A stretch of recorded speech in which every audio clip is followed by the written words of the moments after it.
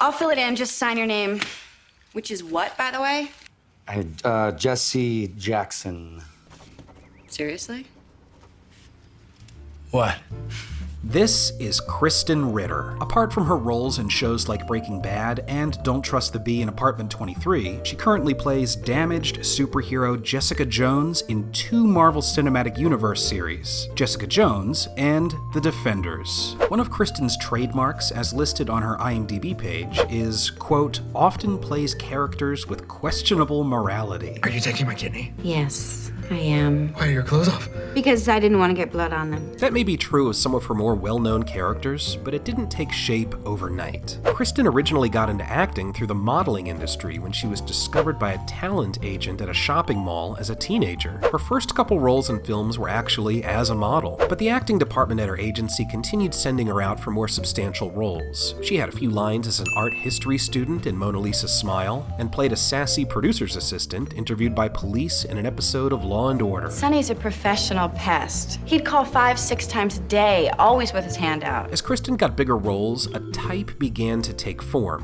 one you might call the alternative girl. Whether she was an art student in an episode of Gilmore Girls, That's her self-portrait. or a fan of the underground music scene in an episode of Gossip Girl, it wasn't out of the question to see Krysten playing characters who had an air of rebellion. So, you're a punk.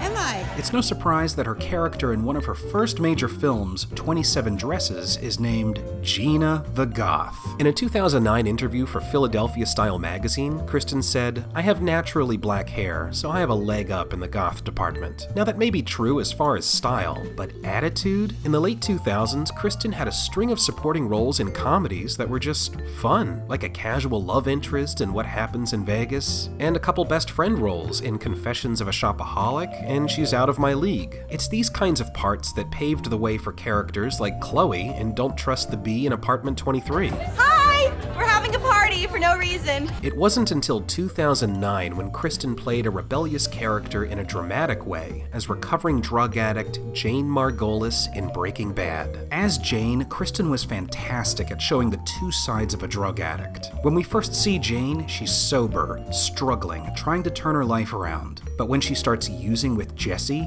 it's like a 180. She becomes dangerous and narrow-minded in her search for the next fix. To this day, Krysten can play these darker, dramatic characters. Jessica Jones is a great example, but she can also turn around and be that fun, supportive best friend, like Deanne in Big Eyes. It's definitely a tightrope that she manages to walk with perfect balance.